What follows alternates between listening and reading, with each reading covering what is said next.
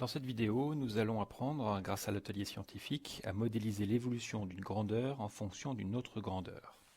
Que signifie modéliser? Cela signifie tout simplement déterminer l'expression de la fonction qui admet pour représentation graphique une courbe passant par le maximum de points.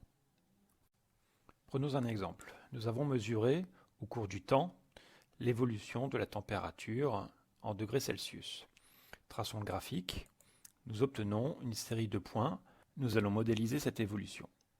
Pour cela, nous allons cliquer sur le bouton Modélisation ou bien aller dans le menu Affichage, Modélisation. Vérifions que nous modélisons bien l'évolution de la température en fonction du temps.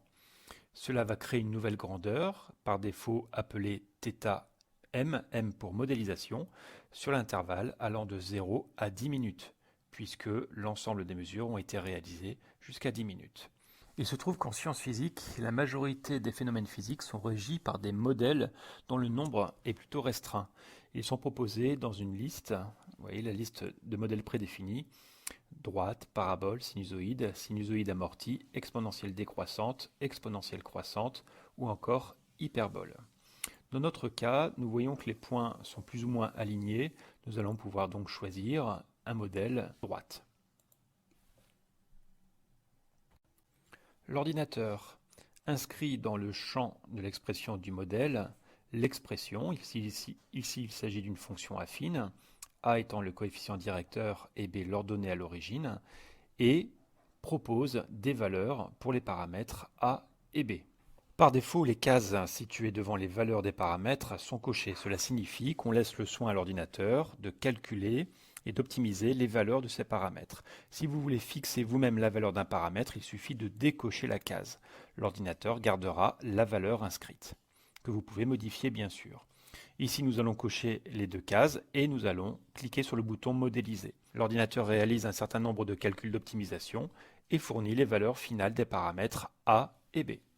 L'expression du modèle régissant l'évolution de la température en fonction du temps est donc θ égale 10,2 fois t plus 18,7. N'oubliez pas que les paramètres possèdent des unités. A, le coefficient directeur ou coefficient de proportionnalité, s'exprime en degrés Celsius par minute et B, l'ordonnée à l'origine, s'exprime en degrés Celsius. Enfin, si vous le souhaitez, vous pouvez vous-même inscrire l'expression du modèle dans le champ correspondant en respectant bien l'écriture, la syntaxe, à savoir l'astérisque pour le signe à multiplier, la multiplication, et en respectant bien les mêmes symboles que les grandeurs que vous avez utilisées. Vous cliquez sur la coche verte pour afficher les valeurs des paramètres et vous cliquez sur Modéliser.